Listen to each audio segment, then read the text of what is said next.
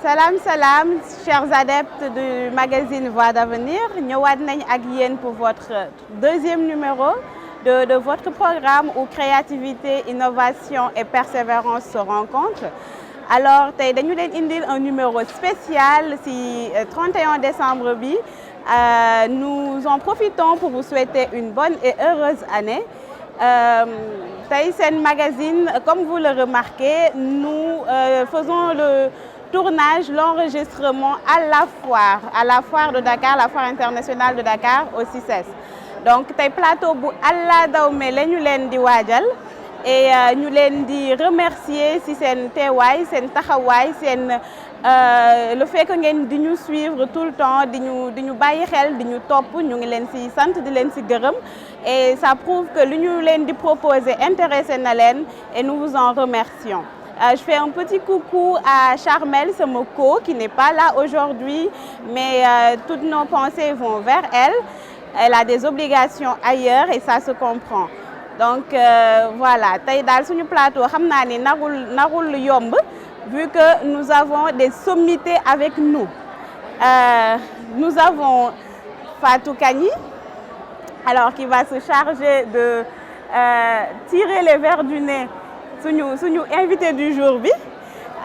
Donc voilà, Fatou Kani, je vous laisse vous présenter en attendant. Oui, merci beaucoup Madame Ndiaye. Donc comme ni nga ko waxee, je m'appelle Fatou Kani, entrepreneur là, membre du MEDES, secrétaire permanente du MEDES. Donc c'est un honneur pour moi tey aujourd'hui ma nekk fi ak yéen, bokk ak yéen plateau bi. Merci. Merci beaucoup Fatou. Merci d'avoir accordé de votre temps à ce magazine. C'est un plaisir également pour nous de partager le plateau avec vous. Alors comme pour chaque numéro, duñu bàyyi ni ñu ko daan defee. Donc on va débuter avec Jar Jar, c'est une rubrique préférée, Jar Jar qui retrace le vécu d'un entrepreneur pour inspirer les jeunes, pour inspirer d'autres entrepreneurs. Ensuite ñu jàll ci invité du jour. Invité du jour tey jii ki ñu leen di indil c'est un homme de médias, c'est quelqu'un de très engagé ci li muy def, c'est quelqu'un bu nit ñi ràññee ci pas-pasam, ci fullaam, ci faydaam, ci li muy def. Dinaa leen wax turam ngeen gis ko, ngeen xam ni que voilà entrepreneuriat ak média mënul dem bàyyi moroomam. Donc vous allez le découvrir tout à l'heure. Ensuite ñu jàll ci yeneen rubrique yi nga xam ne moom mooy tax ñu jox leen information yi ñu yor. Donc muy nekk parlons formation, parlons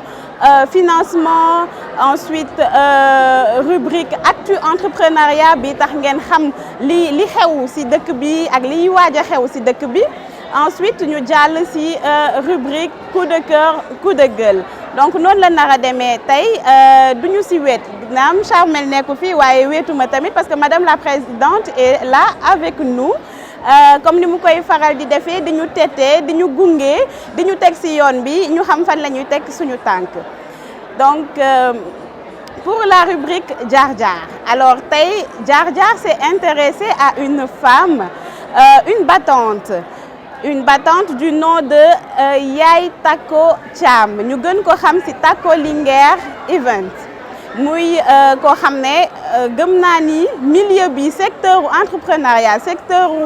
coaching kenn du ko fa présenter. Donc je vous laisse juste découvrir son parcours, découvrir ce qu'elle a d'intéressant à partager avec vous et on revient sur le plateau.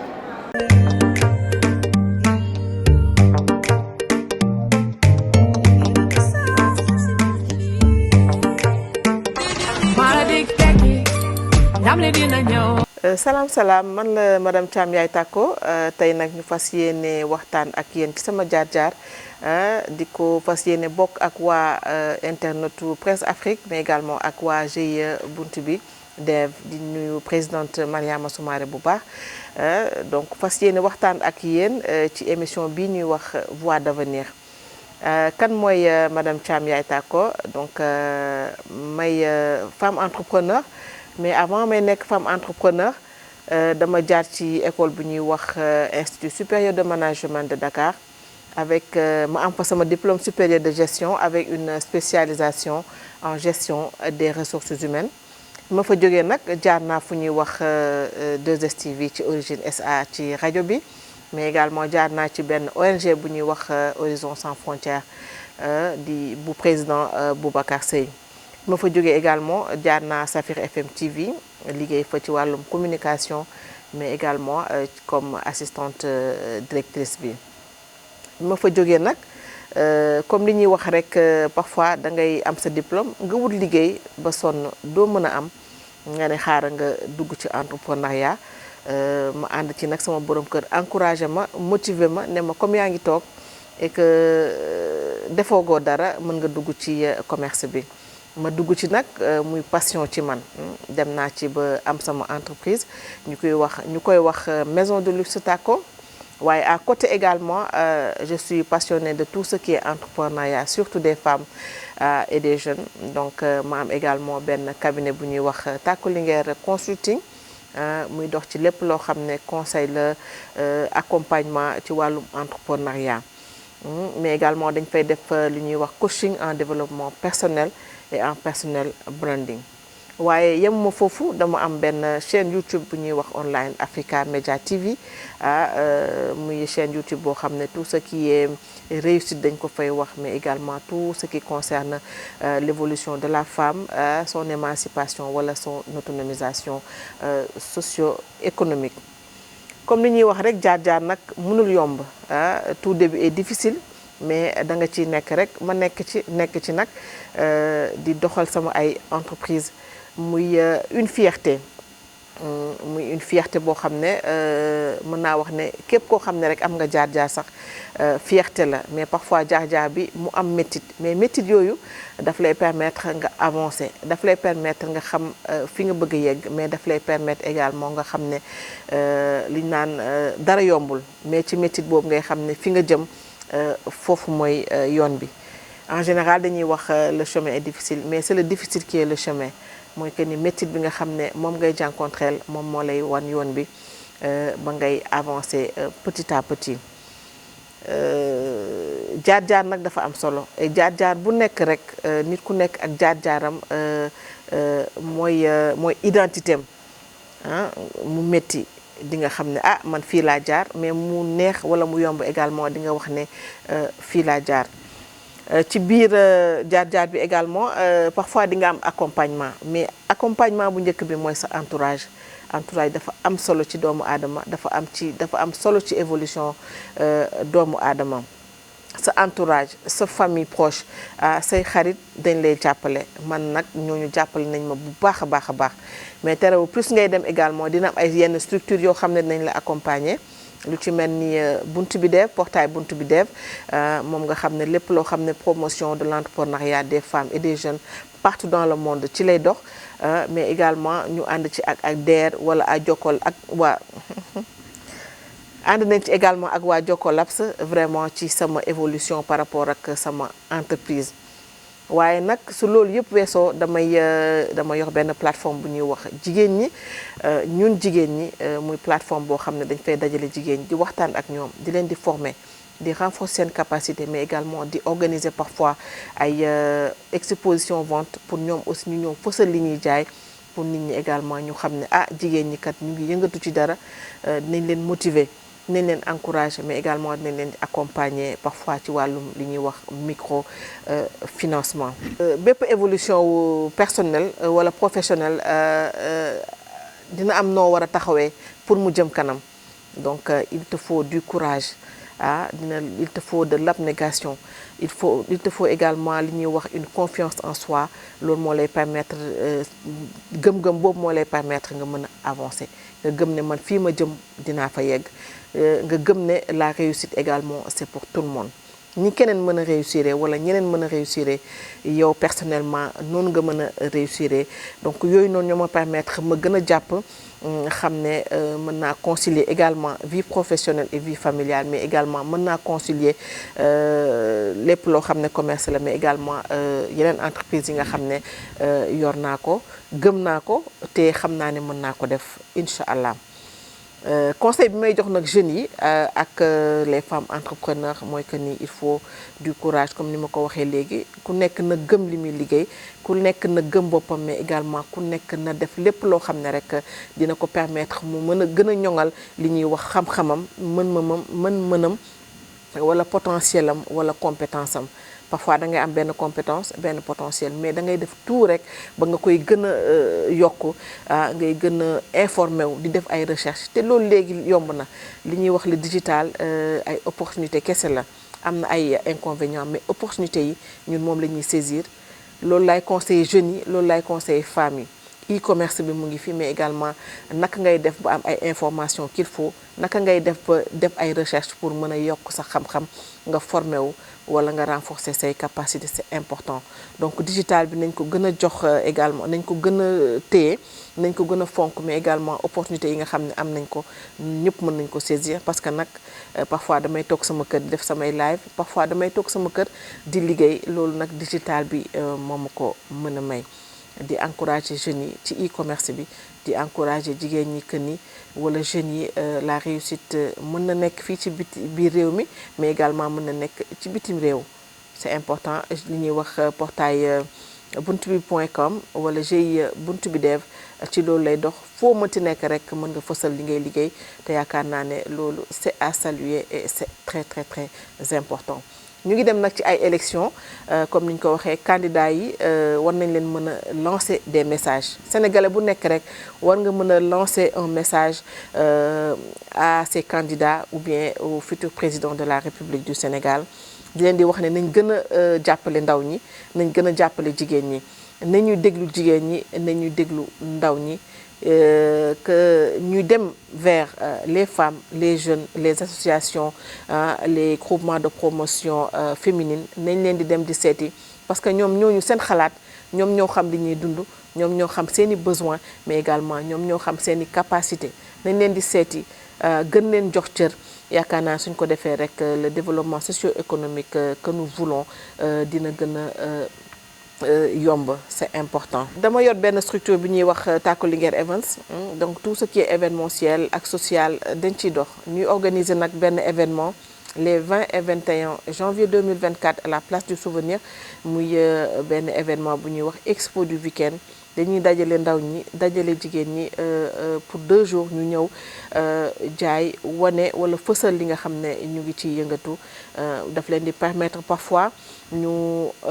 am yeneen clients yu bees wala ñu mën a am ay partenaires yu bees donc loolu c'est important intérêt organisation yu mel noonu wala réseautage yu mel noonu day tax nga mën a am visibilité mais également li ñuy wax sa entreprise wala sa produit sa service wala sa marque nga wane ko donc les 20 et 21 janvier 2024 ku ñu bëgg woo également mën nga ñu woo au 77 346 36 36 et la participation c'est à 50 000 francs pour 2 jours yaakaar naa ne loolu pour permettre ñëpp rek ñu mën a bokk xeebuñu kenn muy ki nga xam ne dafa yor taabalam ci mbedd mi mu ki nga xam ne e-commerce lay def mu ngi ci biir këram wala ci saalam di liggéey wala ki nga xam ne ubbi na société am wala entreprise am woo nañ ci ñëpp bàyyiwuñu kenn donc di remercier encore une fois la présidente Mariama Soumaré ci initiative bu rafet bi voie d'avenir ku ko dégg rek xam ne lépp loo xam ne réussite la lépp loo xam ne promotion des femmes et des jeunes ci lay dox donc ñu ngi leen ciy woo di remercier également partenaire bi nga xam ne mooy Presse Afrique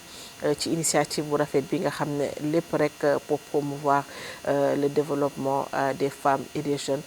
en Afrique et partout dans le monde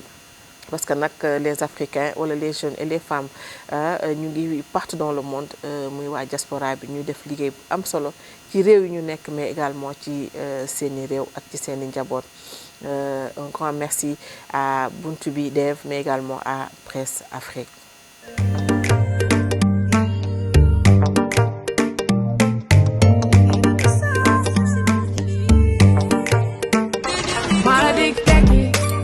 Aïcha ñoo ko gisandoo, donc man j'ai juste envie de dire machallah pour ces mots d'encouragement que Yaye Thiam a bien voulu partager avec nous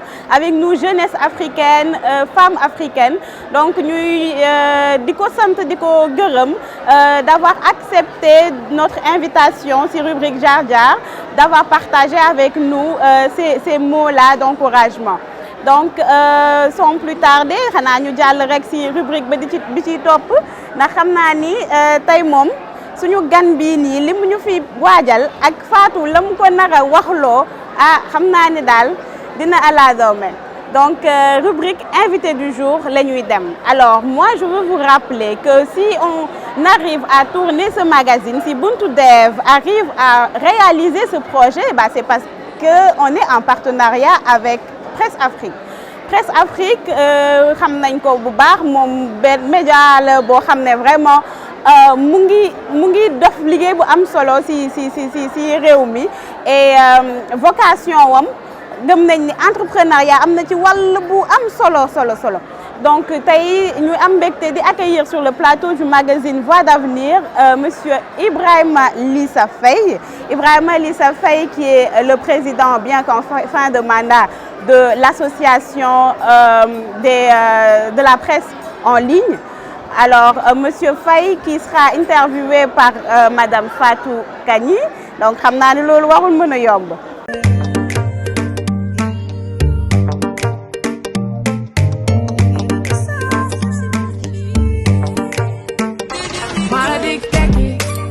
waaw jërëjëf madame Ndiaye jërëjëf maa ngi kontaan bu baax ci présence bi ci plateau bi tey te ki ngeen ma booleel invité bi muy monsieur Faye Ibrahima Lissa boo xam ne kàngam la ci li muy def donc c'est un plaisir pour moi de partager plateau bi ak moom war a échanger ak moom xam naa question yi d'habitude moom ñoom ñooy poser question waaye tey man maa koy poser ay question mu fas yéene ñu leeral ci laaj yi ñu ko war a laaj. maa ngi remercier aussi madame Mariam Soumaré présidente GIE bi ma permettre tey ma toog ci plateau bi avec grand plaisir. waaw monsieur Ibrahima Lissa Faye ñu ngi lay jaajëfal di la dalal ci plateau bi di la remercier ci disponibilité bi ñu may tey pour partager ak ñun magazine kii bi plateau magazine bi. donc ñuy wax ci entrepreneuriat ak presse. entrepreneuriat presse nga xam ne dañoo lëkkaloo donc kenn mënu dem bàyyi moroomam. ndax ku ci nekk rek même presse yi sax am na ay entrepreneur. donc ñu ngi lay jaajëfal di la remercier. di la dalal jàmm ci plateau bi. merci beaucoup merci madame Kani di féddali sama mbégte teew ci plateau bi et surtout ak jigéen ñu am solo ñi gëm seen bopp di ñafe di daan seen doole ngir lu jëmale dëkk bi kanam et surtout aussi am lu ñu doole ci seen famille mu nekk loo xam te ne lu am maanaa la lu am solo la et lu jara sant la. mais comme ni nga ko waxee rek en tout cas plaisir la ma retrouver leen fii nii ci CES nga xamante ne lieu la boo xamante ne entrepreneur yëpp fi la ñu converger dans le cadre ci foire internationale bu Dakar bi fi am et mu nekk loo xamante ne en tout cas lu am solo la et surtout Sénégal mu wane que ne maanaam secteur privé bi ñi ngi ñafe malgré difficulté yi nga xamante ne am na ku ci nekk mi ngi ciy jéem a génn ku ci nekk mi ngi bay waaram en tout cas fexe en tout cas. nu mu ci mën def ba génn ci fexe aussi nu mu ci mën a def en tout cas ba andi valeur ajoutée ci secteur ba mu nekk. jërëjëf waaw li nga ko waxee ñu ngi ci foire bi donc le cadre ne peut pas être plus idéal pour parler d'entrepreneuriat. parce que ay entrepreneurs rek lañ fi gis surtout jigéen ñi ay jigéen ñi nag ñi recevoir ci plateau bi ñaari entrepreneurs yu jigéen. donc suñu première laaj bi ci entre presse ak entrepreneuriat féminin. lan mooy taxawaayu presse pour promouvoir entrepreneuriat ndaw ñi ak jigéen ñi ndax ñoom rek la ñu gis ci foire bi tey yéen lan mooy seen taxawaay pour promouvoir leen. waaw xam nga presse moom liggéeyam mooy fësal et surtout jàllale information collecter traiter diffuser loolu mooy rôle presse et donc ci wàll wi nga wax ni seen rôle par rapport ak li nga xam ne ñooy entrepreneur yu jigéen ñi ak yooyu noonu ak promouvoir li nga xam ne mooy entrepreneuriat féminin loolu dafa bokk ci wàllu secteur économie et donc ku ne secteur économie wax maanaam mooy xolu réew ndax économie bu sooxee dëkk bi day sooxee économie bu doxul dëkk bi du dox et nag rawatina maanaam économie bi mu nekk maanaam ay jigéen ñoo xam te ne dañu jël seen destin en main créer seen entreprise créer seeni business fexe en tout cas di ko doxal pour maanaam lu jëmale seen kër ginnaaw lu jëmale en tout cas seen business kanam ainsi de suite donc mu nekk loo xamante ne en fait lu am solo la et lu ñu war a bàyyi xel la et xool naka lañ koy promouvoir maintenant nag loolu nag il faut que maanaam mu nekk benn stratégie boo xamante ne gagnant-gagnant lay doon kii ñii jàpp fii ñeneen ñi jàpp fii mais dans le cadre en tout cas de notre travail maanaam ñuy collecter traiter et diffuser loolu boobu noonu en fait war nañ leen ci jox pàcc bu am solo pour mën a fësal li ñuy def pour en tout cas population bi mën a xam ne kat ñii ñi ngi secteur d'activité bi et que ñii nii ñi ngi def wàllu style ñi ngi def wàllu création ñii ci des aussi ñi ngi def wàllu li nga xam te ne mooy ameublement ak yooyu noonu ak am aussi ñu dajaloo ci benn kuréel goo xam te ne mooy buntu bi et buntu bi mu nekk genre porte boo xam te ne day tëjal entrepreneurs yi pour ñu mën a épanouir mais pour ñu mën a am yenn horizon yu yees yoo xamante ne da leen mën a tax ñu développer seen business et loolu je pense que lu am solo la maintenant nag bu dee dañu jaar ci buntu bi ñëw am partenariat ak li nga xamante ne mooy média yi donc lii la mën a andi mooy maanaam ñu dajaloo toog ci plateau waxtaan li nga xamante ne mooy entrepreneuriat féminin xool lu ci sooxee ñu jéem ko jooyanti xool lu ci baax ñu gën ko améliorer et surtout loolu mooy jëmale dëkk bi kanam parce que presse dafa am rôle boo xam te ne du informer kese mais du développement aussi daf ko am et boo nee développement il faut nga ne wàllu koom-koom il faut nga ne entrepreneuriat et donc li ngeen def ni ñun dañ ci war a jàpp fësal ko et wax ci ba nga xam te ne population yëpp nañ ko xam et aussi mën a xam ne kat loolu au lieu ñu koy jéggaane bitim réew am na fii suñu réew et donc nañ ci mën a dem jege ko xool naka lañ ci saytoo ba am ci bu gën et surtout loolu dërëm bi génnul gaal gi lay doon et donc maanaam day nekk loo xamante ne maanaam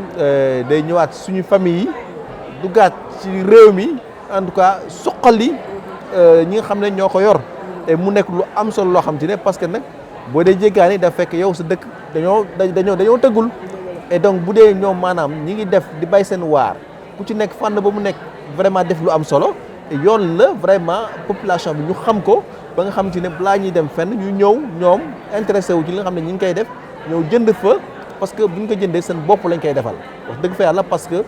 loolu day des ci réew mi suqali réew mi et bokk na ci loo xamante ne vraiment vecteur de développement la. dëgg la donc je pense que aussi médias yi la plupart du temps dañuy lëkkaloo ak entrepreneurs yi mais niñ koy gën a gisee mooy ci ay publicité te loolu yooyu ñu seen loxo jotul seen dara day xaw a diis si ñoom mais yaakaar nga ni émission yi ñuy def wala vitrine yi ñu leen di jox doy na wala jan jéego la ñu mën a def pour mu gën a accessible à ces jeunes entrepreneurs tey yoo xam ne amuñu moyen. xam nga journal boo dem. waaw. rajo boo dem wala télé boo dem wala site boo dem rek am na lu ñuy wax maanaam desk économie c'est-à-dire rubrique économie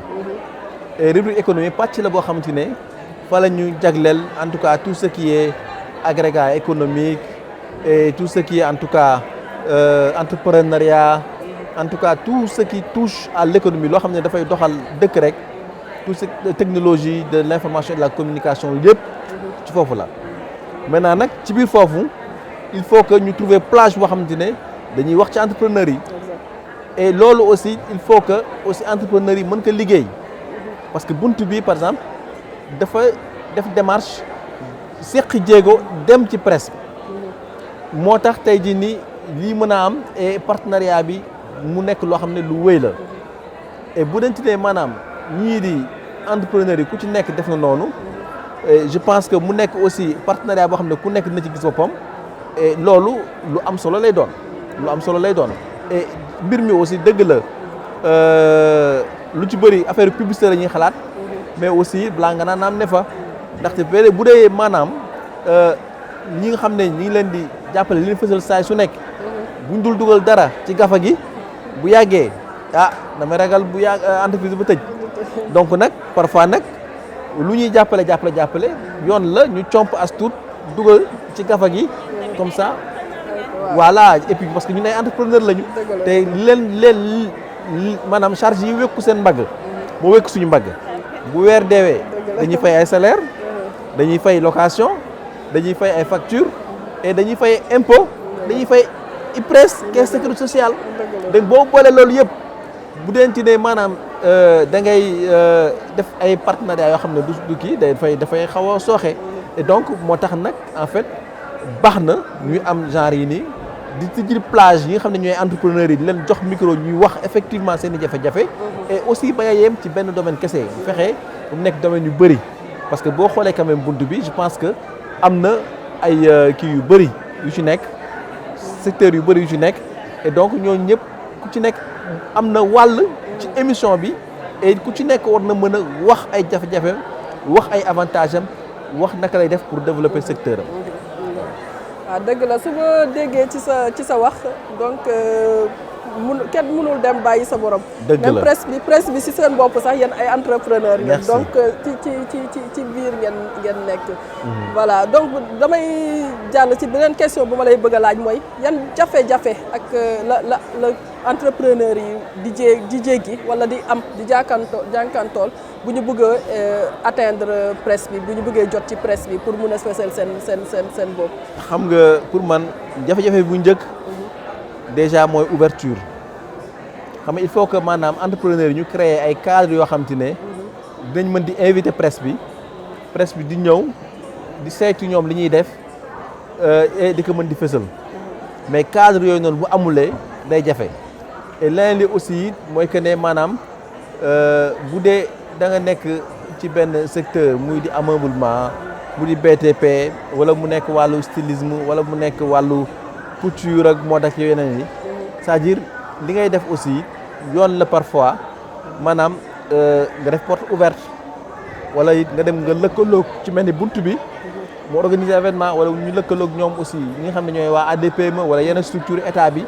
pour maanaam ñu mën a wax ci li ngeen di def c'est-à-dire am na ay occasion yoo xam te ne ñii di responsable communication yi ñii nga xam te ne en tout cas seen xel màcc na tuuti ci wàllu presse wala communication mën nañ leen ci jàppale ba nga xam te ne presse bi dinañ ñëw couvrir wala jox leen micro bi wala def ay interview ak yéen parce que mbir mi en fait bëri na possibilité yoo xam ne am na en dehors de activités yi mën nañu ñëw def interview comme mën nañu ñëw def reportage ci li nga xam ne moom ngeen di def parce que am na gis nañ fi ay femmes mécaniciens gis nañ fi ay femmes entrepreneurs et yoo xam dañuy def affaire bâtiment yooyu te xam nga loolu bëriwul et donc yoon la ñu def maanaam portrait de femmes yooyu noonu et je pense que sax 8 mars bii di ñëw loolu war nañ intéressé wu ci femmes yi nga xam ne soit ñi ngi ci mécanique bi wala ñi ngi ci BTP bi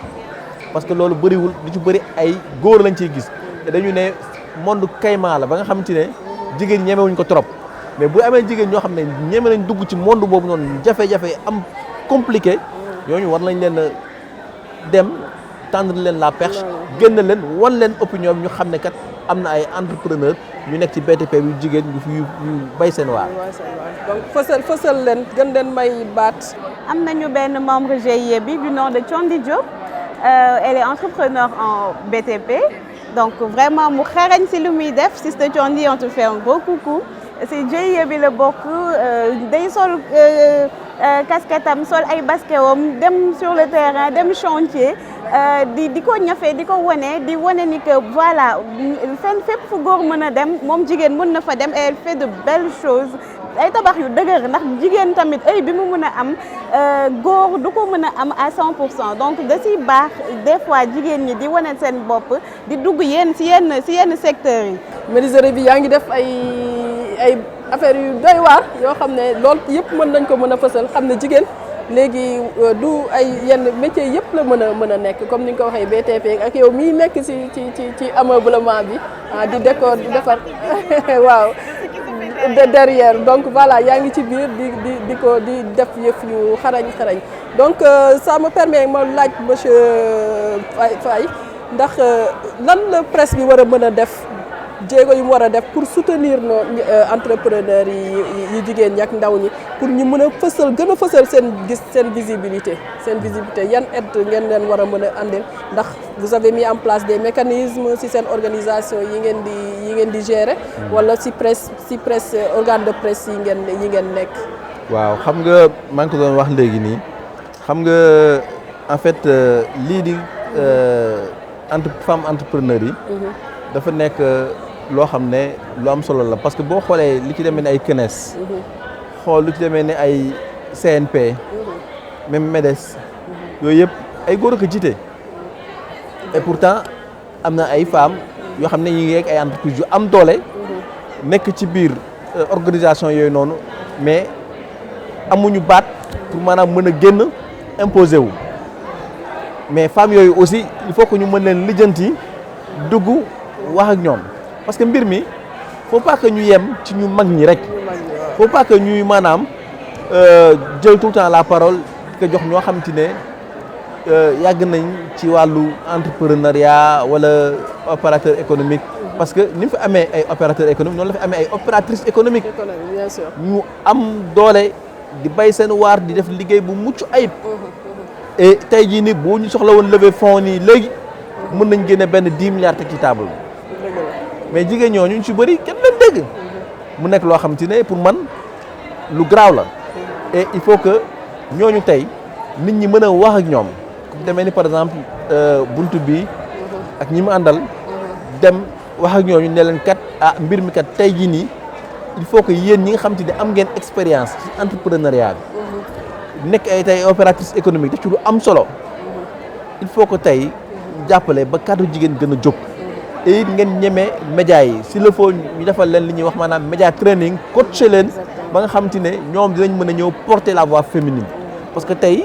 li nga xam te ne buntu moom lay def nii lu am solo la et fi mu nekk nii koo xam te ne ñemewul woon micro dina ñëw ñeme micro ñëw taxaw wax parce que muy di madame Ndiaye di coon moom muy wax ak artiste bi Selbé et ñeneen ak ñeneen ñëpp vraiment man damay découvrir ay visages yoo xam te ne yu am maanaam yu am solo la et vraiment ñu nekk jigéen ñu am jom et ñu mérité ñëw nekk au devant de la scène c'est ça. maintenant nag cadre yi mooy permettre ñu découvrir que ba nga xamante ne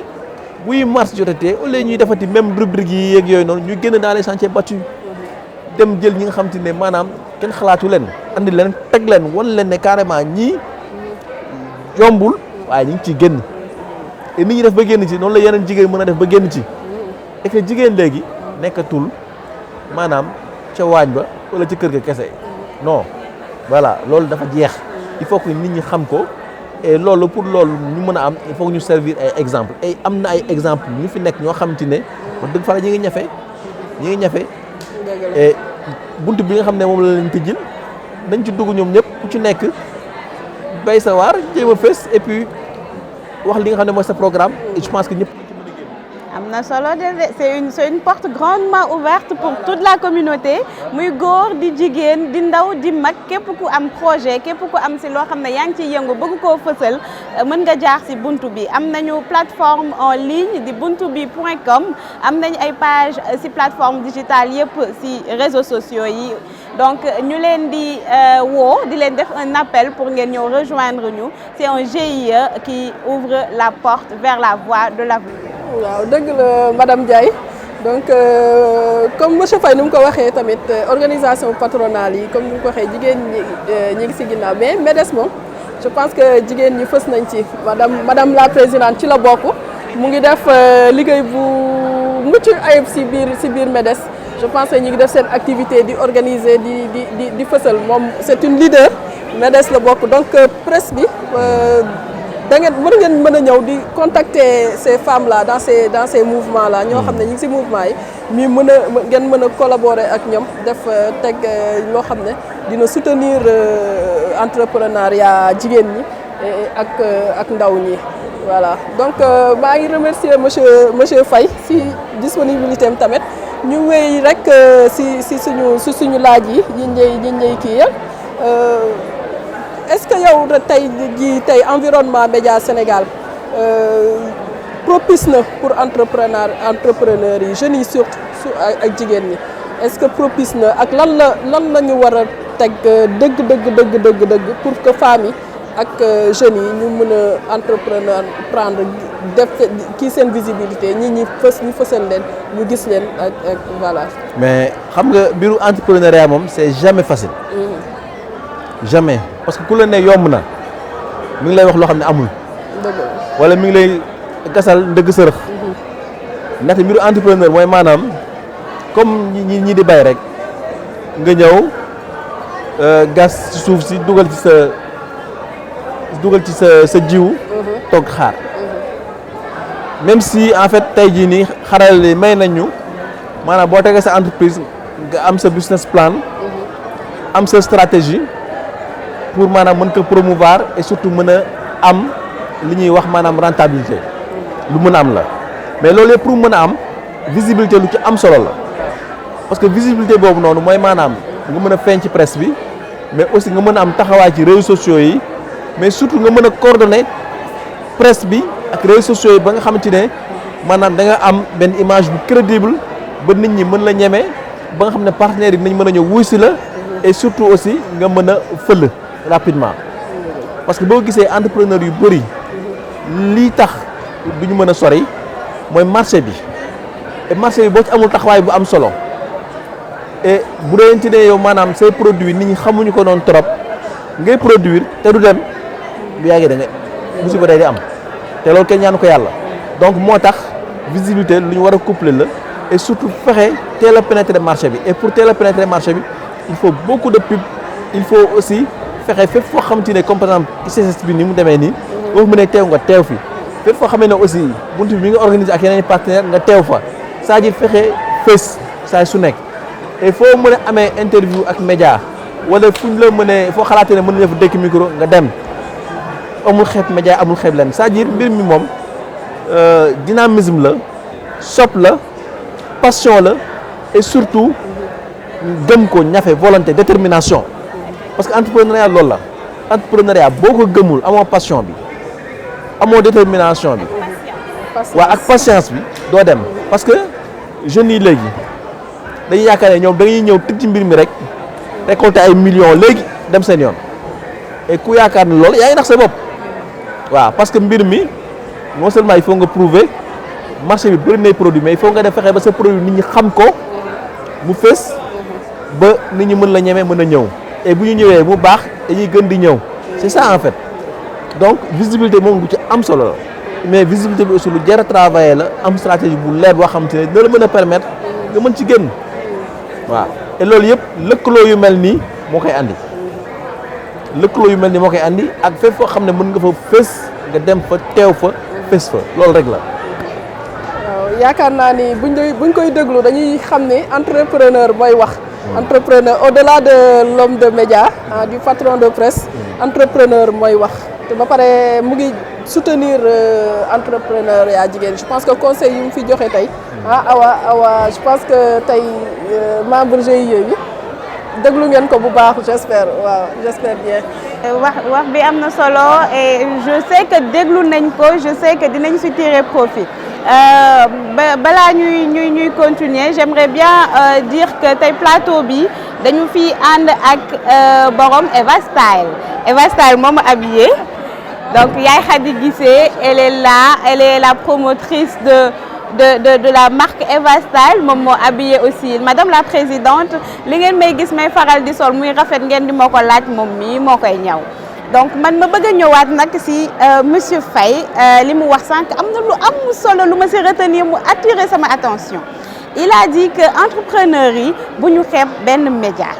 waaye it média yi bu ñu xeeb benn entrepreneur que kii doogay commencé ak ki toll fu sori ñoo ci yem te yaakaar naa ni kii doogay commencé moo gën a soxla ndimbal donc monsieur Faye ma di la laaj ñi nga xam ne ñu ngi doogay commencé bëgg am information yi bëgg xam fu ñuy teg seen tànk bëgg xam lan mooy yoon bi lan mooy procédure yi pour formaliser yéen média bi lan ngeen xalaat lan ngeen bëgg a mettre à leur disposition wala en tout cas ban dispositif ban mécanisme ngeen bëgg a teg pour yombalal leen accès à l'information ba ñu xam fan la ñuy jaar parce que échec yu bëri ci commencement bi la. merci échec yu bëri ci commencement bi la et boo xoolee ñun mën nañ teg dispositif mais dispositif bi il faut que mu nekk loo xam ne lu coordonné et lu huilé ndaxte ñun bu ñu tegee dispositif te ñi nga xam ne ñoo entrepreneur yi xamuñu ko day andi jafe-jafe et boo xoolee état bi am na structure yu bëri yoo xam ne dañ fi nekk pour accompagner les entrepreneurs boo jëlee DER nga jël ANPEJ nga jël FNP FONGIP ainsi de suite nga jël ADPME xam nga jël aussi bureau de mise à niveau yooyu noonu yëpp dañ fi nekk pour jàppale promouvoir l'entrepreneuriat mais ñooñu ñëpp tey il faut que ñu coordonner seen action ba nga xamante ne maanaam bu ñu financer kenn wala ñoo war a accompagner kenn c'est-à-dire day am benn genre chaîne boo xamante ne pàcc bu nekk ku nekk am na lu mu war a jouer bu ñu yegsee ba ci médias yi ñoo xam ne lii nii médias yi ñoo ko war a jouer ñoo ñu pousse aussi mu dem ba nga xamante ne maanaam jeune bi bu ñu dee financement du réer wala femme bi bu nga xamante ne mi ngi ci kii bi du am problème comptabilité du am problème mu marketing du am problème aussi communication digitale parce que am na créé nañu benn chaîne de valeur boo xamante ne ay pàcc la et fu ci nekk maanaam waa ji mën na fa jaar génn dem parce que aussi bu dee da nga financer nit ki wala par exemple ngay jàppale ki nga xam ne mooy entrepreneur bi te moom amul yenn expérience ci entrepreneuriat bu deful attention c'est-à-dire bu nekkul ci mbir moo xamante ne min na ko tàmm na ko xam na ko mën na lajj et boo xoolee lu ci bëri yenn projet yi ak yenn entrepreneurs yi démarré du ñu def 1 an wala du ñu def 2 ans après mujj naax saay parce que accompagnement bi ci war amu ci ndaxte mbir mi média bi moom dëgg la mais aussi il faut que mu am benn chaîne boo xamante ne ku ci nekk day bay waaram ku ci nekk def li mu war a def ba nga xamante ne maanaam ñi nga xam ne ñoo di entreprendre mu di jigéen ñi mu di jeunes yi dañ ci mën a génn et pour man aussi sincèrement li ñuy wax ci entrepreneuriat féminin ak automatisation des femmes des na et ça mérite une grande campagne nationale ak fonds yu am solo yoo xamante ne maanaam voilà et des actions très bien coordonnées ba nga xamante ne maanaam mbir mi day jóg mais là on le sent pas encore et tant qu'on le sent pas du ñu dem fenn c'est ça la vérité et il faut que état bi mu conscient que ne maanaam aussi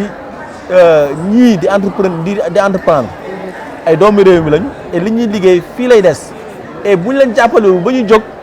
keneen ku ñu jàppale ñuy nax seen bopp et yenn marché yi au lieu muy dem ci bitim réew na des fii et puis aussi ku ñu jox marché nga fexe aussi ba doxal ko joxe ay garantie yoo xam te ne day wóor ne maanaam privé national bi da nga ko jox crédibilité waaye malheureusement jamono jii nii mbirum commission yi ak mbirum mbuxum yeeg yooyu yàq na mbirum entrepreneuriat ba nga xam te ne maanaam sénégalais boo kii da ngay naan kat kii est-ce que dina doxal nu mu tuddati marché bi comme ni ñu ko waree est-ce que su ma ko joxee dina yeggam wala du yegg loolu nag day dawaloo nit ñi day ciital nit ñi ba tax na en fait chaîne de valeur boobu noonu il faut que mu am ñu jàppale ñi nga xam ne ñoo di liggéey et surtout ñu def fonds yu bëri ci automatisation des femmes jàppale jigéen ñi jàppale ndaw yi ba ñu mën ci génn seen i projet et mën na doxal ay at ba après ñu autonome parce que nit ki boo ko gungewul nga jox ko xaalis wala nga accompagner te gungewoo ko ñu dem fenn. dëgg la kay boo bëggee mu sori da nga koy gunge ba mu sori. loolu jàpp ni mooy problème bi. exactement. est-ce que c'est pas un problème de mettre les gens qu'il faut à la place qu'il faut. parce que am na ay postes clés yu nga xamante ni kenn waru ko jox homme politique wala femme politique.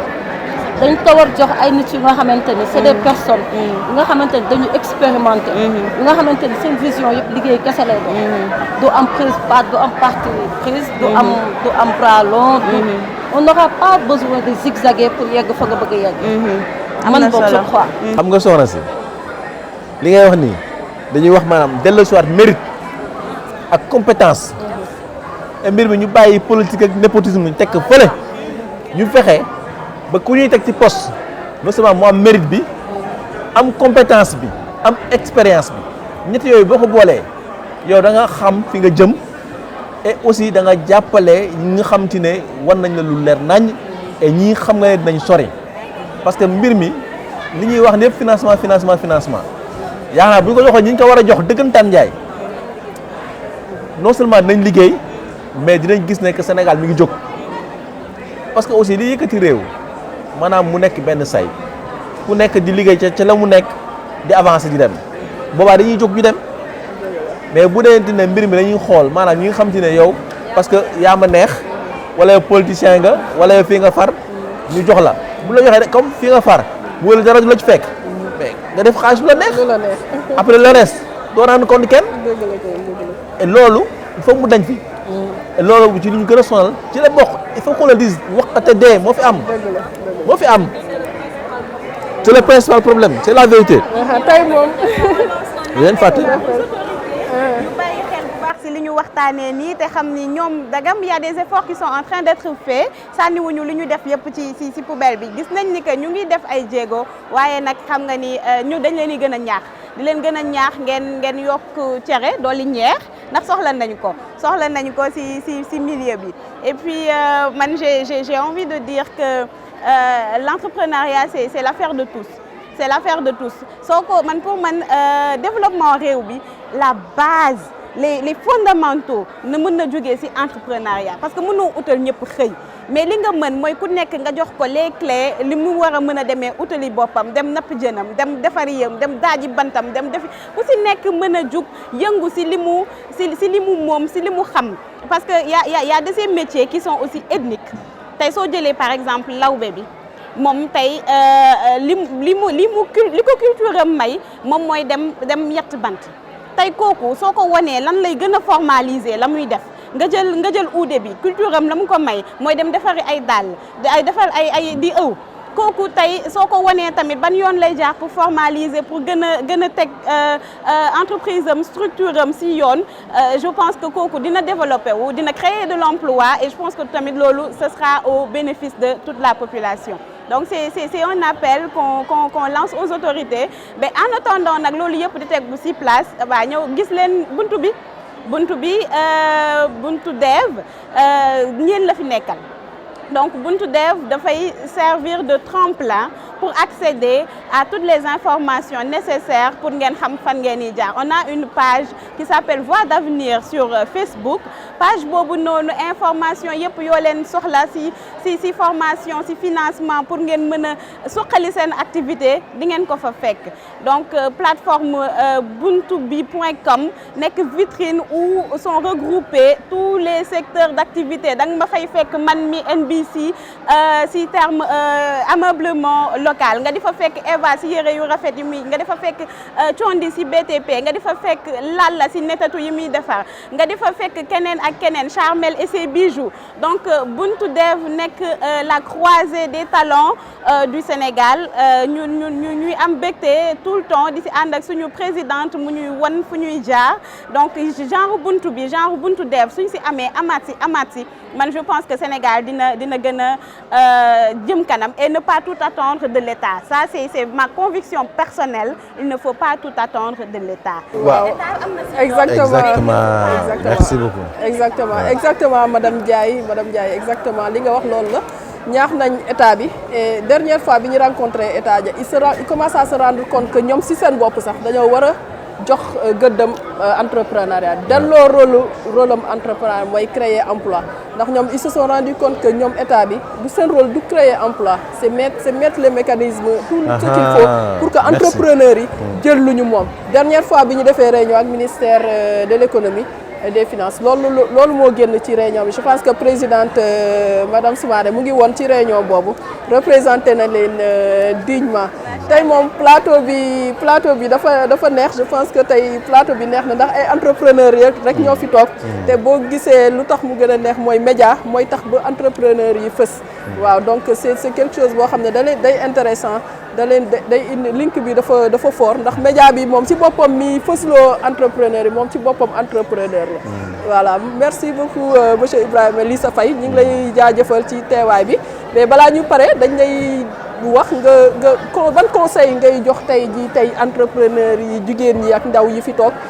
ñi ngi ci foire bi tey mais aussi ci plateau bi tey yan conseil nga leen di jox pour ñu accéder ñu fësal seen entrepreneuriat ñu réussir ci seen entrepreneuriat. mais surtout ñu gën a am gëm-gëm am passion ci li ñuy def am détermination bañ a bàyyi parce que entrepreneuriat moom ci premier mois yi da nga daj lu nekk waaw premières années yi da nga daj lu ne da nga gis lu nekk mais boo ragalee ba bàyyi rek lépp yàqu na mais boo dee gëm nga foncé nga ñafe et surtout aussi taxawut ay partenariat bu nekk mën a am lu mu andi da nga mën a avancer mais surtout tijjeeku bañ a fermé wu parce que fermé wu jëmelul kenn kanam et boo tijjeekoo même bu dee lu ndaw la sax mën nga for fenn mu jëmale la kanam et surtout aussi que état bi fonds yi nga xam te ne ñu ngi fii ak possibilité accompagnement yi am ñu gën ko baral gën ko tijji ñëpp mën ci am seen wàll parce que ñii di ñoti seen côté te maanaam seen i fonds propre la ñuy ñafee gisuñu état gisuñu kenn bëri nañu et man foofu laa respecté vraiment jigéen ñi ak surtout yenn jeunes yi parce que nee nañ du ñu dem fenn fii la ñuy toog ñafe réussir fii et mën na nekk et gis nañ fi ñu fi ñoo xam ne def nañ ko fi donc pourquoi pas yéen ñëpp et vraiment di jaajëfal buntu bi di jaajëfal ñi nga xam te ne ñoo ko composé di ay entrepreneur yu am jom yu am maanaa et surtout di leen ñaanal vraiment business bi muy gën a kawe saay su nekk et que aussi état bi mu gën a parce que je pense que c'est une première plateforme quand même qui s'occupe de l'automatisation des femmes et surtout qui travaille dans le secteur de l'entrepreneuriat féminin et donc war nañ ko gën a mën a dooleel en dehors de état bi les autres partenaires aussi war nañ mën a ñëw teg seen loxo mu avancer parce que boobaa kat damay dégg projet yu bëri ñuy wax entrepreneuriat féminin automatisation des femmes mais booy jàppale da ngay jàppale koo xam ne au moins mi ngi jéem dara jàppale ko moo gën a yomb dem fekk koo xam ne saa waay mi nga fa toog deful dara nga bëgg a jàppale bu jóg mënut a nekk donc nañuy jàppale ñi nga xam ne ñi ngi jéem ñooñu dinañu dem ñooñu mën nañ dem waaye ku toog deful dara nga bëgg a jàppale sànni sa xaalis la. waaw jërëjëf je pense que tey moom jàngat bi bare na jëlee nañ ci enrichissement bu bare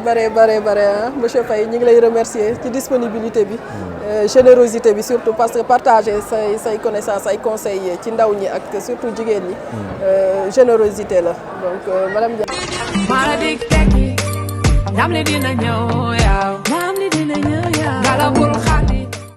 donc di la remercier rek xanaa Fatou si interview bi nii nga def ak monsieur Faye c'était vraiment intéressant les questions étaient très percutantes et ça nous a permis de comprendre ñoom hommes de médias yi lan lañ ñu mënal waaye ñun tamit lan lañ leen mënal parce que ñun ñoo leen di jox contenu il faut le rappeler alors may fàttali ni ñu ngi amaat beneen membre GIE bu ñu rejoindre elle c'est une autre madame Soumaré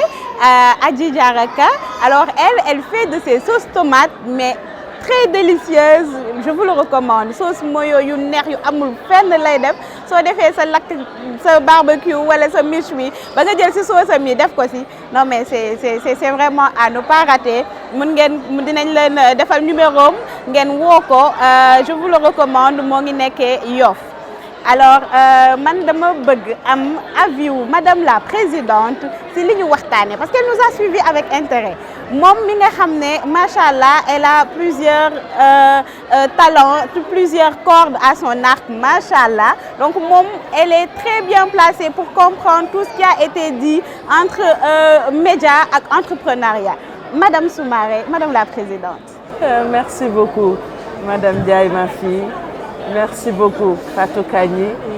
J'étais de l'autre côté en train de vous regarder dérouler mais dama kontaan dama kontaan si yéen de sorte que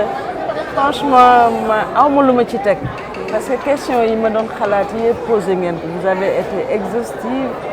wax ngeen fi ay points yu am solo seen invité bi tamit di koo xamante ne du ku ndaw Birame Lissa Faye ñëpp xam nañ ko dans le monde des médias instrument bu mu yore tamit mu di Presse Afrique c'est très important donc ñëpp xam nañ ko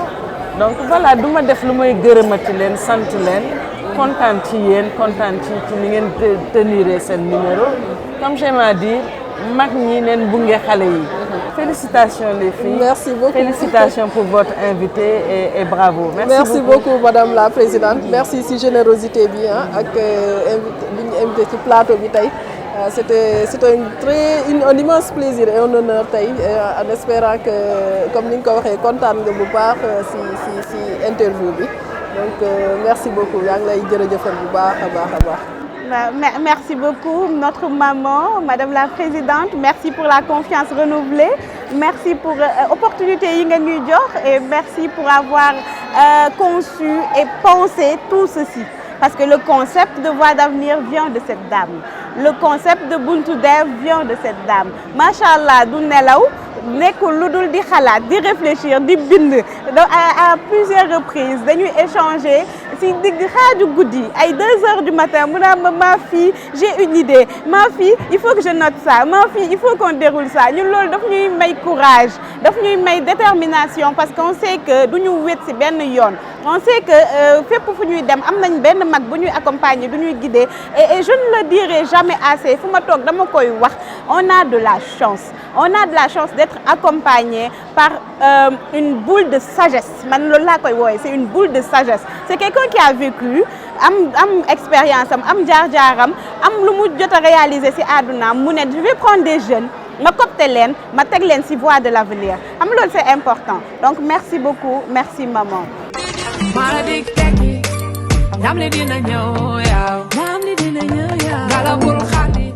Donc dañuy jàll ci suñu rubrique parlons formation comme pour chaque numéro Voix d'avenir daf leen ni indil information yi nga xam ne moom ngeen soxla pour vous former pour gën a mën a taxaw ndax renforcement de capacité dafa bokk ci entrepreneuriat. Alors là la première information que je vais partager avec vous en termes de formation elle vient de l'université numérique Cheikh Hamidou Kane. Alors université numérique Cheikh Hamidou Kane dafa am une unité de gestion de la formation continue. Alors donc dafay délivrer des formations initiales et des formations continues et la formation continue dafa nekk ci appel à candidature actuellement. Donc dañuy seet des professionnels des auditeurs qui peuvent s'inscrire et suivre en ligne une formation continue à l'université numérique Cheikh Hamidou Kane am diplôme reconnu par le CAMES. Alors c'est en niveau licence, niveau master et ay certificat aussi yu ñuy mettre en place par cette université-là, Université numérique Cheikh Hamidou Kane moom moo nekkoon UVS, Université virtuelle du Sénégal. Alors date limite bi dañu ko prolonger ba le 15 janvier. Donc lépp ci plateforme admission.unchk.sn lay xewee donc ñëpp ñi nga xam ne loolu intéressé na leen pour avoir des diplômes reconnus par le CAMES, une formation 100% en ligne mën nañu dem ci boobu les plateformes et s'inscrire. Donc may nuyuwaale sama natango yi sama collègue université numérique Cheikh Hamidou Kane. Alors l'autre information en termes de formation c'est l'appel à candidature pour la session 18 en ligne de YALI. Alors YALI donc c'est une session 100% en ligne. Nous vous invitons à vous inscrire parce que les candidatures sont ouvertes jusqu'au 15 janvier ñoom tamit et pour s'inscrire il faut aller sur le site yaliafriquedelouest.org. nga inscrire ça te permet d'être formé, ça te permet de bénéficier d'un réseau ou en tout cas d'intégrer un réseau de leaders parce que déjà ñoom formé nañ 5739 jeunes passionnés et actifs dans 25 pays d'Afrique subsaharienne francophone, lusophone et hispanophone. Donc formation boobu nee nañ c'est une occasion unique de développement personnel et professionnel et c'est gratuit et c'est grâce au soutien des partenaires au projet comme Agence des États-Unis ak CESAC. Donc mais di leen invité ngeen inscrire aussi boobu les formations YALI je pense que nit ñi dañu koy dégg et que xam nañu ko et c'est important de se former, c'est important de cibler ce genre de formation pour renforcer suñu ay leadership.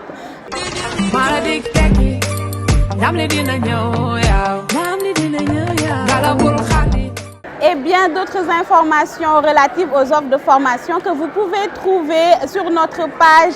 Facebook Voix d'avenir. Alors ñu jàll ci rubrique Parlons financement. Alors tey Parlons financement daf leen a indil lu bees tàq. Alors man je me suis entretenue avec Mame Cheikh Anta Diop. Mame Cheikh Anta Diop est responsable de programme et analyste financier chez ADPME. Donc moom daf ñoo tojal yax bi wax ñu carrément ki nga xam ne am na envie en tout cas am na intention dem rapprocher ADPME pour bénéficier d'un accompagnement moo xam ban genre accompagnement la selon niveau bi mu toll ci activité am Mame Cheikh Anta Diop wax nañu kooku naka la war a def ak fan lay jaar ñu seetaan élément bi ñëwaat ci plateau.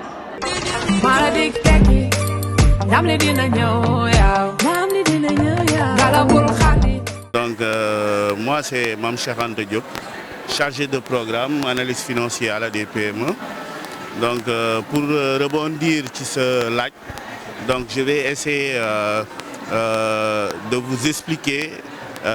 la procédure pour bénéficier d'un accompagnement à la DPME. Aujourd'hui, ADPME mooy le bras opérationnel de l'État qui s'occupe de tout ce qui est génération et multiplication des PME au Sénégal. Donc fu mu toll nii ñun dañu am benn plateforme bu tudd Sama PME. Donc dañu digitaliser tout ce qui est demande d'accompagnement. Donc tey ku bëgg def benn demande au niveau de l'ADPME, que ça soit d'ordre finance, donc à partir de cet entretien-là la ñuy def benn évaluation. Donc évaluation boobu moo ñu permettre ñu mën a xam niveau de formalisation entreprise bi pour mën ko orienter ci programme yi nga xam ni moom la ñu yor wala ñu orienter ko ci suñuy partenaires banques yi wala yeneen structures yi. Donc procédure bi noonu lay demee. Donc bu ñu ñëwee ci wàllu accompagnement bi dañ ko diviser en deux parties. Donc am na accompagnement boo xam ni c'est technique, am na accompagnement boo xam ni c'est financier. Donc accompagnement technique bi c'est beaucoup plus sur la formalisation. Donc xam na tey bu ñuy xool entreprise yu bari Sénégal fii dañuy am difficulté ci wàllu formalisation. Donc accompagnement technique boobu booy xool ci loolu la gën a concentré mooy relever niveau de formalisation entreprise bi xool exactement lan la soxla en termes de formalisation ñu mun ko accompagner indi ko jox ko ay orientation encadrer ko pour mu mën a yegsi ci niveau de formalisation boobu. Donc dafay jóge ci côté aspect formalisation boobu dugg ci formation, tout ce qui est formation technique, renforcement de capacité, que ce soit technique, que ce soit en gestion. Donc xool ndax mën nañ ko defal mise à niveau pour mu mën a atteindre pour mu mën a am yenn compétences yi. Donc loolu mën nañ ne de manière ramassée. Donc loolu mooy accompagnement technique bi. Donc am na beneen accompagnement boo xam ni accompagnement financier mooy recherche de financement. Donc foofu booy xool c'est les entreprises yi nga xam ni am nañ niveau de formalisation bu élevé. Ñooñu dañuy xool la plupart ñoom ñëpp dañuy am état financier. Donc si base état financier ak seen activité la ñuy xool nañ leen di accompagner ak structure financière yi nga xam ni ay partenaires lañu ñu mën a am financement pour mën a booster seen activité. Donc booy xool accompagnement bi ci ñaari fànn yooyu lañ ko kii diviser waaw. Merci beaucoup pour ces éclaircissements. Maintenant man balaa may jox parole ñeneen ñi parce que on a ADPME sous la main kenn du ko raté donc man dama bëggoon a xam procédure boobu noonu ngay wax c'est exclusivement en ligne. Donc c'est digitalisé, c'est ce que j'ai cru comprendre de li nga wax. Et l'autre question mooy ndax on a l'assurance que dinañu ñu accompagner quel que soit le niveau d'avancement de suñu état financier parce que tamit xam nga ni compter boo gis ci benn lay commencer mënoo tëb rek nga am fi nga egg il faut justement ñu accompagner la pour nga mën a am foo egg ba am état financier bi digne de ce nom donc ma bëggoon a xam ADPME lan la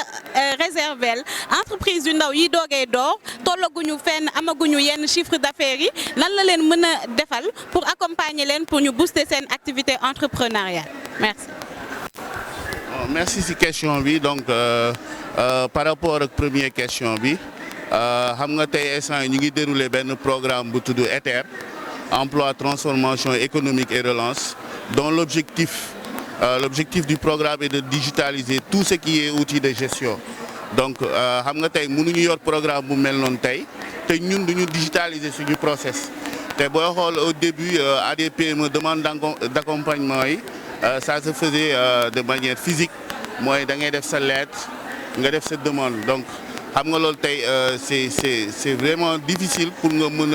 a orienter ku nekk xam voilà traiter dossier yi et tout donc de ce fait ñu am benn outil sama PME outil bu baax qui est de dernière génération donc foofu outil boobu moo ñuy permettre tey képp ku def demande boo defee demande ba valider ko automatiquement day ñëw te su ñëwee automatiquement dañ koy envoyer benn chargé de programme donc foofu loolu lu ma la ci tontu mooy que demande ba mu dugg ci sama PME ba ñu valider ko loolu mooy di nga bénéficier d'un accompagnement bi nag ça peut être des conseils ça peut être des orientations mën na nekk tamit ñu gis ni am nga potentiel ñu dugal la ci benn programme donc accompagnement bi dafa ëmb lu bëri donc ak lu mu métti boo duggee sama PME ba am numéro référence di nga am entretien te di nga bénéficier d'un accompagnement donc ça moom c'est sûr voilà léegi pour rebondir ci beneen question bi mooy que entreprise donc ñun amuñu xaaj ak seen ci entreprise yi que ça soit nga am chiffre d'affaires bu élevé wala chiffre d'affaires bu moyen donc dañ lay accompagner que ça soit yaa ngi door a débuter di door a démarrer sa activité dañ lay accompagner ci business plan dañ lay accompagner ci ay orientation choix juridique entreprise bi donc dinañ la orienter ci lu bëri donc ça veut pas dire que tey sa activité démarré gul donc que doo bénéficier d'un accompagnement parce que tey ñun loolu mooy suñu liggéey mooy génération d'entreprise te génération d'entreprise fu muy commencer mooy ci porteur de projet idée bi bu am donc idée boobu noonu moo am bu ñëwee tey dañ koy jéem a matérialiser accompagner ko pour mu matérialiser ko ci business plan après accompagner ko ci processus de formalisation bi donc ce qui veut dire que ça soit démarrer nga activité bi wala démarrer woo activité bi soo defee demande dinañ la accompagner ci conseil orientation encadré la voilà. Quel que soit le niveau d'avancement du projet intervenir su fekkee kooku inscrire na si sama PME xanaa balaa may jox ñeneen ñi askan wi adresse lan mooy site bi pour que ñu mën a inscrire s'il y a un numéro de téléphone ñu partager ko on veut du concret on veut que vous soyez accessible on veut que la terre entière puisse bénéficier de ce que vous offrez comme service parce que yéen a ngi def liggéey bu am solo mais ñëpp joteewuñu si ndax xëy na yëguñu wala xamuñu ñu bëggoon nag ñun tamit voie d'avenir comme loolu mooy suñu objectif ñu informer ñu mën a rendre accessible les informations lan mooy adresse bi ak si lu gàtt si lu terre à terre pour que même ki nga xam ne niveau jàngam soriwul mu mën a xam nan lay def ba jot si yéen. Non pour dugg ci sama PME c'est facile je pense qu'aujourd'hui ñëpp am nañ téléphone wala ordinateur donc accès internet donc ñëpp am nañ accès internet donc soo duggee Google nga tapé sama PME rek automatiquement di nga gis lien bi donc boo cliquer ci lien bi rek da lay dugal ci page d'inscription bi donc boo inscrire ba pare da ngay suivre après nga def demande bi boo defee demande nga envoyé donc c'est facile dañ ko def de telle sorte que du soxla ngay am yenn niveau yi ci internet pour inscrire wala su fekkee da nga am difficulté pour inscription mun nga ñëw au niveau de l'agence. Donc je pense boo duggee tamit ci site bi di nga gis adresse bi ak numéro téléphone bi boo wootee accueil dinañ la wuyu orienté la suñu adresse nga ñëw am na foofu ay techniciens yoo xam mën nañ la accompagner nga def inscription def sa demande facilement. Donc de toute façon dina am benn chargé de programme bu lay woo defal la entretien ça moom c'est sûr. Donc maintenant nag après chronologiquement ñuy def traitement yi dañuy yegg ci sa demande donc booy xool dafay am benn numéro de référence donc on reçoit énormément de demandes mais on fait le maximum pour faire les traitements à 100%. Donc c'est sûr que vous serez contacté et vous allez avoir un entretien, ça c'est sûr.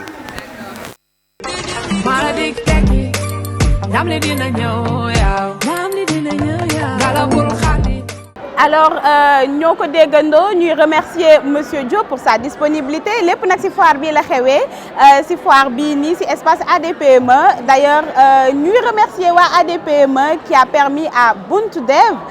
d'avoir un stand et d'héberger les membres de son GIE. Donc NBC, Eva Style, ñoom Nanette ñun ñëpp tey suñu demee bay ñëw ci foire bi c'est parce que Buntu Dev moo ñu fi indi en collaboration avec ADPME. Donc monsieur Diop wax na lu am solo alors yéen ñëpp yéen a ko déggandoo j'espère que jël ngeen seen stylo ngeen noté bu fi kenn ñëwaat naan xaw ma su ma bëggee am financement ci ADPME fan laay jaar. C'est très intéressant ce qu'il a dit et c'est instructif. Donc information bi jàll na xam naa ni sax dinañ leen koy jàllale en boucle ngeen di ko am ngeen di ko déglu ndax ngeen xam fan ngeen di jaar parce que ñoom yenn structure étatique yi ñun lañ fi nekkal yéen lañu fi nekkal. Alors ñu jàll ci rubrique actu entrepreneuriat nag man je pense qu'il y a pas plus actuel comme actualité que la foire instant yi ñoo ngi FIDAK ñoo ngi foire internationale de Dakar où se retrouvent mais toutes les nationalités en plus des entrepreneurs locaux. Donc man maa ngi fii nii di exposer sama ay moroom ñu ngi fii invité d'honneur de cette année c'est la Côte d'Ivoire. Alors pour man ce melting pot là pour man ce mélange là de culture, d'ethnie, de produits, de savoir, de connaissances, de compétences c'est extrêmement important et c'est grâce à la FIDAK ñu di ko am chaque année. Alors dañ fi gis lépp gis naa fi araw bu ñu defaree mango. Donc arawu caakri boo xam ne mango lañ ko defaree pour vous dire que nos femmes sont très talentueuses moom dem na xalaat ni mën na jël mango mu génnee ci araw nga di ko def caakri di ko def laax mais c'est extraordinaire chapeau aux femmes sénégalaises. Beneen actualité yu ñu am envie partager alors man dama leen di bàyyi yéen waa MEDES ngeen may ñu boobu. jërëjëf actualité bu am importance la ndax comme niñ ko xamee forum premier emploi bi ñu ngi ciy jubali MEDES chaque année mu def ko ça fait plus de 20 ans léegi ñu koy def chaque année di rassembler ay jeunes di leen inviter au King Fahd Palace pendant 2 jours ñu rencontrer entreprises yi def seen ay interview def entretien déposer seen CV te balaa boobu dañuy def atelier training c'est-à-dire dañ leen di jàngal ni ñuy defaree CV. Je pense que c'est important te loolu yëpp c'est gratuit amul kenn koo xam ne di nga fay dara donc tous les jeunes sont invités à venir s'inscrire sur le portail du forum du premier emploi boo xam ne inchallah le 16 et le 17 janvier lay am ci King Fahd Palace vous venez on vous donnera à manger à boire defal leen ay entretien ci entreprise yoo xam ne di nga déposer ba sonn duñ la mës a woo donc jour boobu di nga am occasion ñëw jàkkaarloo ak ñoom face à face ñu defal la entretien xool sa CV may la chance pour nga am sa premier emploi décrocher sa premier emploi pourquoi pas comme niñ ko defee forum bi moom c'est un tremplin instant yi am na ay ministres yoo xam ne ay chefs d'entreprise ay ministres ay directeurs yoo xam ne ñoom ñëpp ci forum boobu la ñu jaar donc atelier training bi c'est très important ça te permet de savoir comment faire un CV naka ngay defee entretien ñi préparer la ba pare bay la possibilité nga rencontrer DRH entreprise yu mag yi ñoom Ecobank ñoom Auchan BHS Société Générale boo ñëwee buntu dev aussi dina fa nekk nga mën a accéder ci plateforme yi ñoom ñëpp dinañ fa nekk donc venez ngeen tenter seen chance à utiliser xam-xam yi fa nekk pour mën a dem comme ni nga ko waxee aussi foire bi c'est un lieu d'entrepreneuriat boo leen ñëwee tous les organismes sont là ADPME DER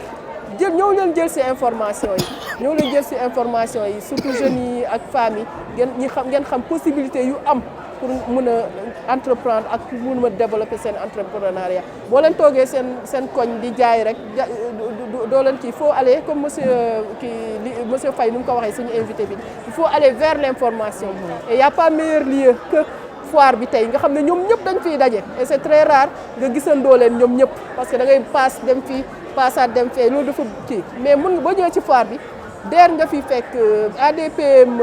ñëpp ñuy financé ñi ngi fi gouvernement ñëpp information boo bëgg ñu jox la ko sa entreprise dem kanam Madame Ndiaye. C'est très important ce qu'elle vient de dire. Alors, et non seulement de les permettre de approcher yenn structures yi, mais de les permettre aussi de nouer un partenariat. De les permettre de voir ce qui se fait de bien ici. Parce que comme nous l'avons dit, nous avons passe dem fële, mais tu as tout en un seul lieu. Ngay mën di échanger ay numéros parce que foire, c'est pour vendre gars, mais c'est pas que pour vendre. L'intérêt de participer à des salons, à des foires, c'est de pouvoir nouer des partenariats. C'est important. Nañu ci bàyyi xel bu baax. Et forum du premier emploi boobu noonu bi ma des di organiser c'est très important ma di ci woo tous les étudiants de l'université numérique Cheikh Hamidou Kane yéen ñi nga xam ne yéen a ngi en fin de formation ñun gaa ñu ngi leen di accompagner ak suñu dispositif d'insertion professionnelle mais loolu doyul dañ leen di ñaan di leen ñaax ngeen di participer ci activités yu mel noonu di participer ci foire yeeg ci salon yi pour di mën a gis yenn opportunités yi su ngeen toogee rek seen ruq opportunité yi duñu leen fekk ci de yéenay dem vers les opportunités et tenter seen chance bañ a xeeb dara bañ a yàkkamti également. Très intéressant alors ñu fàttaliwaat leen rek Tako Linguère Events bi nga xam ne dégg nañ ko sànq ci rubrique jaar-jaar bi di am au mois de janvier ñu ci woo tamit entrepreneurs yëpp parce que c'est très important pour réseautage mais également pour visibilité. Alors ñu daal di jàll ci rubrique coup de cœur mais man rubrique coup de cœur bii nii dama ciy kontaan parce que dañu am benn potentielle adhérente ci suñu GIE bi alors elle s'appelle Fatou Bintou elle est admirative de tout ce qu'on fait elle veut adhérer le GIE donc tey mu ñëw fekkee tey ci foire bi suñu tournage u numéro ñu ne ko kaay ñun képp ku ñëw rek dañ lay tàllal micro boole la ci mbir mi ñun buntu bi moom képp ku ci bëgg a jaar rek da ngay dugg alors coup de cœur lay doon Fatou Bintou promotrice de la marque Fabi Racine di def senteur yu baax yu neex xam naa ni moom ak Nanette moom kër gu ñu bokk xet ba dina neex donc ñu di la dalal di la wax nag nga wax ñu sa coup de cœur pour ñu mën a terminer l'émission en beauté Fabi. salaamaaleykum maa ngi nuyu ñëpp di kontaan tey ji ci waa Buntu Dev di nuyu madame Ndiaye madame Soumaré sama sœur bi nga xam ne moom sama idole la di CEO fa Eva Style man nag may Fabi Racine yore marque bi ñu naan Fabi Racine nekk ci entrepreneuriat di promouvoir aussi l'autonomisation des femmes di kontaan tey ji ci foire bi parce que lii nii rek mooy jëmale kanam réew mi économie dëkk bi parce que les femmes sont braves. Il y a des femmes qui sont braves qui sont ici di yore seen entreprise yi di ko doxal ñu leen di laaj tamit du gën leen jàppale di leen gën a promouvoir comme li ko monsieur Faye waxee sànq ci wàllu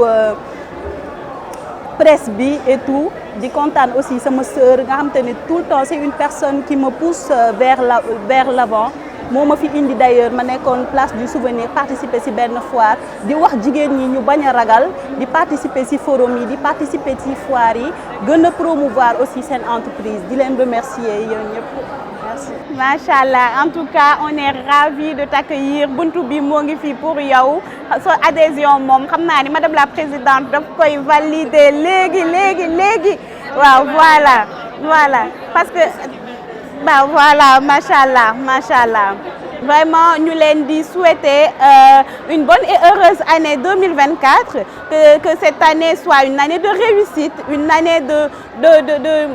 d'accomplissement, une année pour ramener tous vos projets, tous vos rêves, même les plus utopiques, se réaliseront, Inch'Allah. En tout cas, c'est ce que je vous souhaite, c'est ce que je souhaite à moi-même et c'est ce que je souhaite à mes sœurs et mes frères du GIE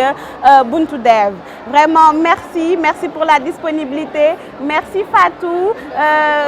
merci beaucoup, vraiment. Kontaan nañu. Bonne année à toi et plein succès à membre GIE bi yëpp ak ñeneen entrepreneur yu bokkagul laay wax parce que ñëpp dinañ bokk Inch'Allah Buntu Dev ku ko gis rek ku ko yëg di nga ñëw bokk ndax buntu la soo buggee dem comme ni nga ko waxee formation continue entrepreneur moom formation continue la rek boo ko deful rek sa entreprise doit évoluer. Merci beaucoup à vous tous mesdames et bonne et heureuse année à vous. Merci. Bonne année. Alors madame la présidente, ñu bàyyi la nga tëj. Voilà, comme je disais, bonne et heureuse année Awa. Bonne et heureuse année Fatou. Merci beaucoup. J'ai été très contente de t'avoir comme guest dans ce numéro. Bonne et heureuse année Mahadi, Eva Guissé, Eva Style. Allez, un gros coucou à notre ambassadrice Charmel Dieng qui est en ce moment très prise. Donc voilà, nous pensons à elle. Nous lui souhaitons joyeuse année, bonne et heureuse année. Et bonne et heureuse année à tout le monde. GIE, plateforme, assemblée générale, ceux qui sont ici, ceux qui sont à l'extérieur, nos futurs partenaires, nos futurs adhérents, l'équipe technique, Presse Afrique dans son ensemble. Voilà, nous vous souhaitons une bonne et heureuse année à Ibrahim Elissé Faye, le manager, à l'ensemble de l'équipe technique dirigée par notre jeune frère Gomis, talentueux technicien, très souriant, très disponible.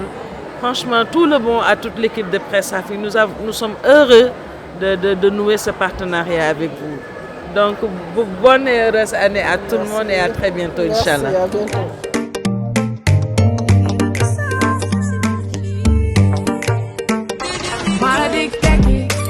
Namli dina ñëw yaw, gala bul